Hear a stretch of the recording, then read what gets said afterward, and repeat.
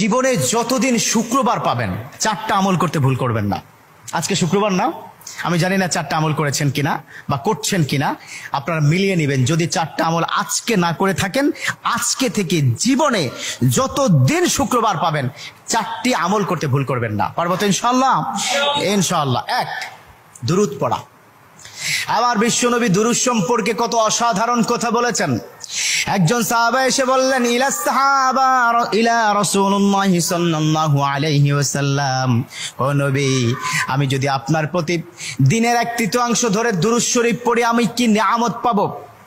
বিশ্বনবী বললেন, তুমি যদি দিনের 1/3 ধরে আমার প্রতি দুরূদ শরীফ পড়ো তোমার জন্য বিশাল উপকার হবে, আরো বাড়িয়ে পড়লে তোমার জন্য আরো ভালো হবে।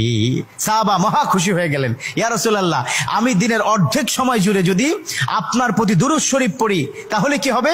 বিশ্বনবী বললেন, এটা বিশাল